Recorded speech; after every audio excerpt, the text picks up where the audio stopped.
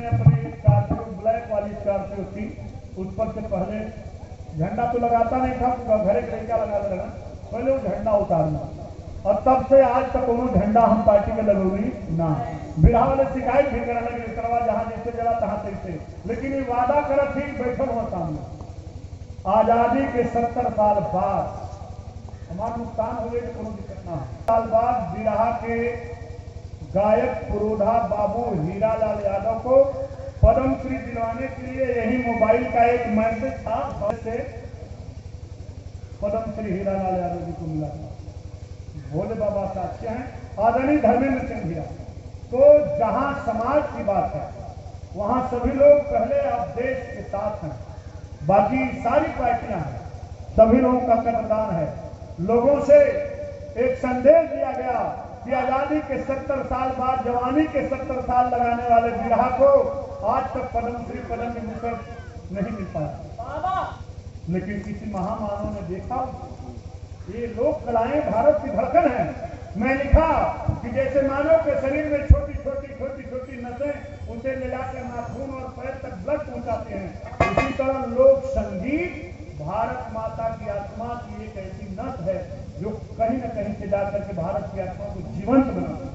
परंपरा यह है। अब मरणोपरांत राम कैलाश जी के लिए एप्लीकेशन दे दिया, मरणोपरांत विविधता है। अभी कल हमारे एक साथी भिखारी ठाकुर का नाम जानते हैं आप लोग? भिखारी ठाकुर के नाच में जो लौंडा बने नरसर जी के कहला रामचंद्र मांझी के पद्मश्री मिला। अभी मेरा दोस्त जयमेंद्र फोन करके बधाई दे रहा था, अभी मैं शाम को उसको डालूंगा। तो सबको मिलजुल करके इस फुलवारी को सजाना है और सभी लोगों को सात्विक परिवेश में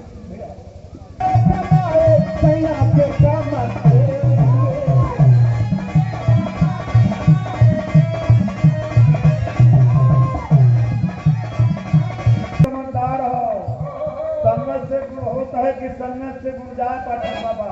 मुंबई गए हैं, पूना गए हैं, ग्वालियर गए हैं, लुधियाना गए हैं, वही खोली में बैठ के लगे हैं बीड़ी सिगरेट पिए तो दरुओं लगे हैं पिए। जाए न देवा बहरे कमाए, लेकिन सब मन ऐसा ना होता। अब हम सुन ली है दिनेश भैया के कि 12 साल का हो गए तो हमें इसको अक्षर नहीं पता रहा।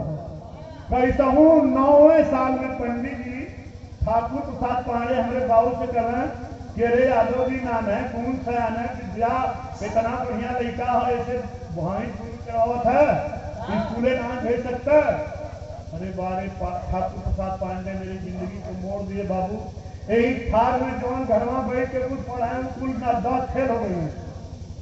और जेके ठाकुर प्रसाद खिचड़े में बाबू कला देखा इतना बड़ा हो गया, पढ़ी कि ना पढ़ी, वो 3 विषय के PhD होकर नौकरी सरकारी पा गया। आप लोग के सेना देशों विदेशों घूमने लगे। ऐसे हम यह बात कहिला बाबूजी कि संघर्ष करने वाला जो सपना देखता है, आज हमारे 4 फिर दोस्त करें को वहां पद्मश्री मिले कर पेपर वाला देख भी दे रहा कल के अखबार में नाम शासन की ओर से भी चला गया था। संघ की मर्दवा बहन में बहुत काम करे के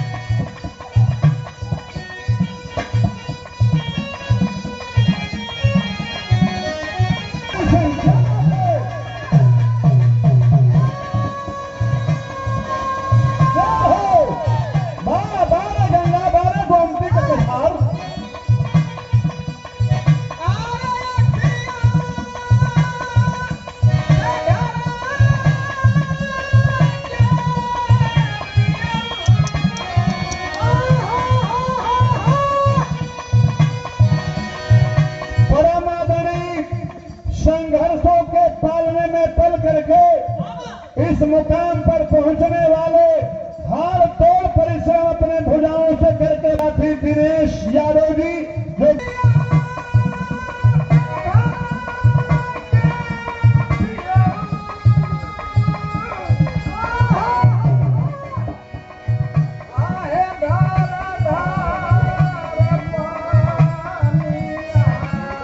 विचार करें, माटी में मिलन चाहे, माटी में मिलन चाहे, कभी चलिया माटी में मिलन चाहे।